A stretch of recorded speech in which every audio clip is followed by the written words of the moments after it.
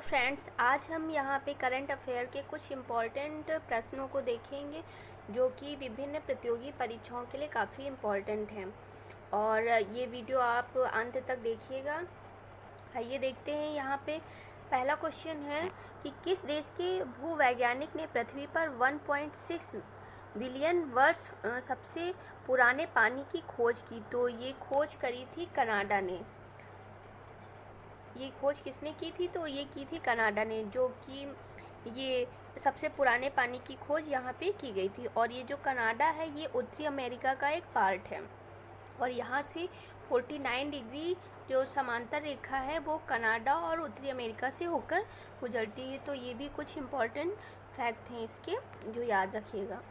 अगला है, हाल ही में सभी को फ्री स्वास्थ्य जो बीमा प्रदान करने वाला पहला राज्य है वो कौन बना है? तो वो बना है राजस्थान।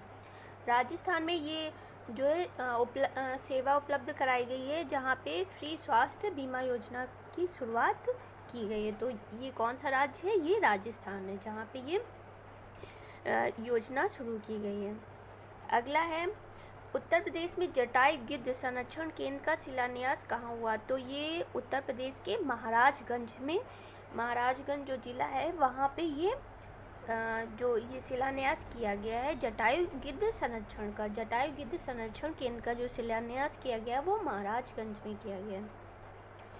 देश का पहला फ्रेट विलेज लगभग 100 एकड़ भूमि में उत्तर प्रदेश में कहाँ है? तो ये उत्तर प्रदेश के वाराणसी में स्थित है। ये कहाँ पे स्थित है? तो उत्तर प्रदेश के वाराणसी में देश का पहला फ्रेट विलेज जो कि लगभग 100 एकड़ भूमि में ये बना हुआ है, ये वाराणसी में स्थित है। अगला है, केंद्र सरकार ने 2 मार्च 2021 को लोकसभा टीवी और राज्यसभा टीवी का विलय कर नया नाम दिया है। तो ये नया नाम जो दिया गया है ये संसद टीवी रखा गया है। ये क्या रखा गया है? संसद टीवी। ये लोकसभा टीवी और राज्यसभा टीवी का एक विलय कर दिया गया है और जिसका नाम रखा गया है संसद टीवी।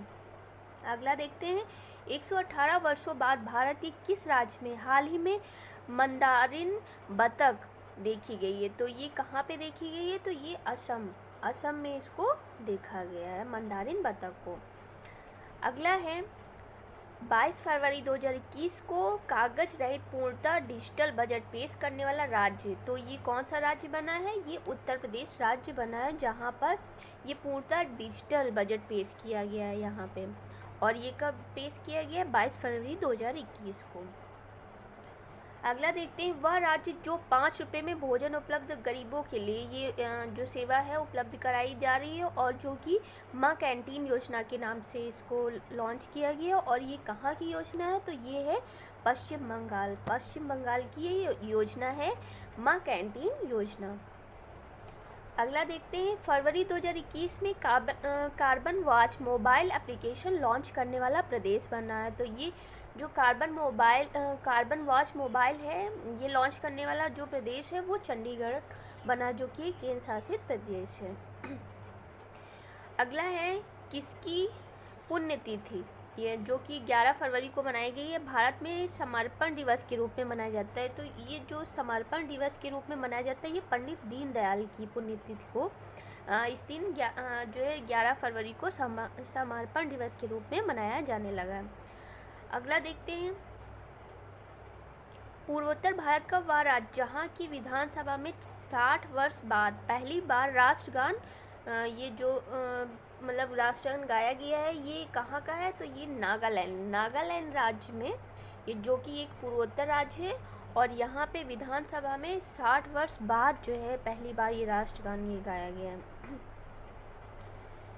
अगला है, फरवरी 2021 में राष्ट्रीय सूचना केंद्र द्वारा किस नाम से मैसेजिंग प्लेटफॉर्म लॉन्च किया गया है? तो ये संदेश नाम से इसको एक जो है ये एप्लीकेशन व्हाट्सएप द्वारा इसको लॉन्च किया गया है। तो ये राष्ट्रीय सूचना केंद्र द्वारा किस नाम से मैसेजिंग प्लेटफॉर्म लॉन्च किया गया है? तो ये संदेश नाम से इसको लॉन्च किया गया। भारत का पहला फायर पार्क ये कहाँ स्थित है? तो ये उड़ीसा में ये पहला जो है फायर पार्क स्थापित किया गया है। फरवरी 2021 में किसे भारत का राष्ट्रीय सुरक्षा परिषद का नया अध्यक्ष बनाया गया? तो ये राष्ट्रीय सुरक्षा जो परिषद का नया अध्यक्ष है वो है एस.एन. सुब्रमण्यम। भारतीय राष्ट्रीय सुरक्षा परिषद का जो अध्यक्ष बनाया गया वो किसे बनाया गया? तो एस.एन. सुब्रमण्यम को बनाया गया है। अगला है देश का पहला कोरोना मुक्त केंद्र शासित प्रदेश 2021 में कौन सा बन गया है? ये बना है अंडमान और निकोबार द्वीप समूह।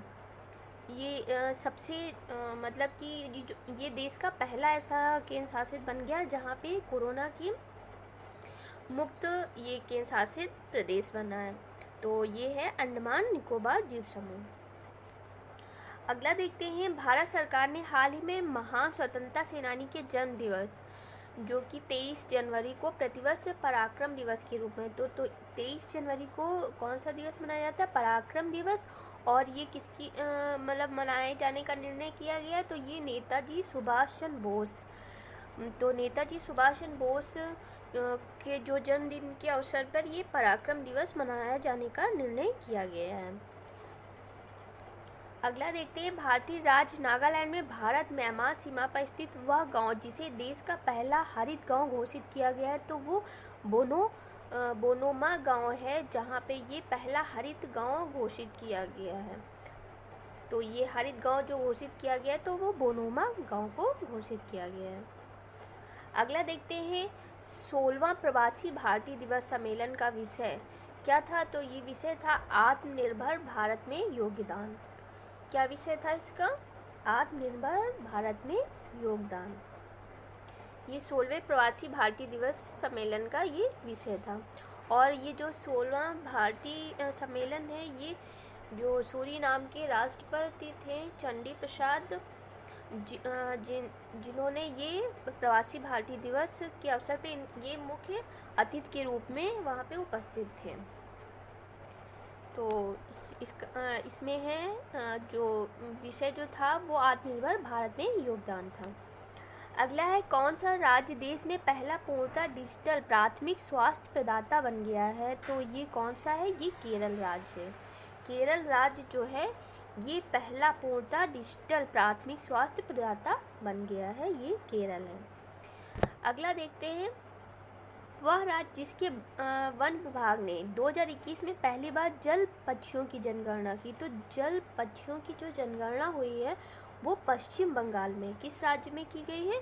तो ये पहली बार ऐसी जनगणना है जो कि जल पक्षियों के लिए की गई है और ये की गई है पश्चिम बंगाल राज्य में। अगला देख लेते हैं, हाल ही में किस राज्य की कैबिनेट भारत की पहली कागज रहित कैबिनेट बनी? तो ये हिमाचल प्रदेश की। कहाँ की बनी है? तो हिमाचल प्रदेश राज्य की ये पहली कागज रहित कैबिनेट बनी है। अगला देखते हैं, 300 करोड़ रुपए की लागत से देश का पहला 3 टावर जो कि जेंडर पार्क बना है वो कहाँ पे बना है? तो ये कोझिकोड केरल में स्थापित किया गया है, इसको कोझिकोड केरल में।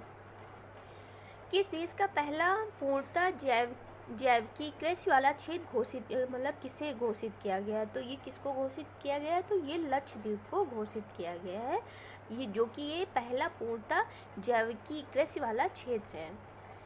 अंतिम लास्ट देखते हैं, पराबैंगनी किरणों से मेट्रो कोच को सैनिटाइज करने वाली देश की पहली जो है मेट्रो ये कौन सी बनी है? तो ये लखनऊ मेट्रो बनी है पहली। तो ये लखनऊ मेट्रो है।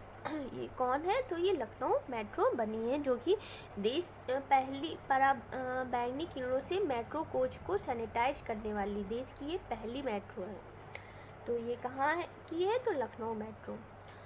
तो फ्रेंड्स आज हमने यहाँ पे करंट अफेयर्स के कुछ इम्पॉर्टेंट ऐसे फैक्ट या क्वेश्चन देखें जो कि विभिन्न जो भी आगामी प्रतियोगी परीक्षाएं हैं उनके लिए काफ़ी इम्पॉर्टेंट हैं। और अगर आपको ये वीडियो अच्छा लगा हो तो इसे प्लीज़ लाइक कर दीजिए और इसे शेयर कर दें और सब्सक्राइब कर दें जिससे कि आपको जो भी नोटिफिकेशन है वो सबसे पहले मिल सके। तो आज के लिए बस इतना ही। Okay friends, thank you.